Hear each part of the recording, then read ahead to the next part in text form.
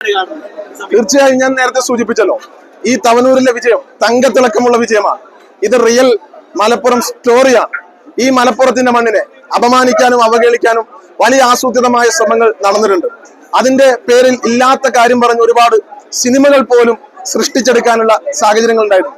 അപ്പോൾ പല ആളുകളും മലപ്പുറത്തിന്റെ മണ്ണിനെ അപമാനിക്കാൻ ശ്രമിക്കുമ്പോൾ ഈ മണ്ണ് മതത്തിന്റെ, ജാതിയുടെ, മറ്റ് ഭാഷകളുടെ ഒന്നും വിവേചനമില്ലാത്ത സുന്ദരമായ മണ്ണാണ്. ഏകോദര സഹോദരങ്ങളെ പോലെ ആളുകൾ ജീവിക്കുന്ന ഒരു ഇടമാണ്. മതേതരത്വത്തിന്റെ ഈറ്റിലവും പോറ്റിലവുമാണ് ഈ മലപ്പുറം എന്ന് നമ്മളൊക്കെ എല്ലാ കാലത്തും വിളിച്ചു പറഞ്ഞതാണ്. തദ്ദേശ തെരഞ്ഞെടുപ്പിൽ പോലും ഇവിടെ ജയിച്ച ആളുകളുടെ മതം തിരയാനുള്ള ശ്രമം ചില സജി ചെറിയന്മാരൊക്കെ നടത്തി. അപ്പൊ അതിനെതിരെയൊക്കെയുള്ള എക്കാലത്തുമുള്ള ഒരു മറുപടിയാണ് ഞാൻ അതാ പറഞ്ഞത്. ചരിത്രത്തിൽ എല്ലാ കാലത്തും ഉയർത്തി കാണിക്കാൻ കഴിയുന്ന ഒരു രജത രേഖ പോലെ വെട്ടിത്തിളങ്ങുന്ന ഒരു വിജയം തന്നെയാണ് തവനൂരിലെ വിജയം.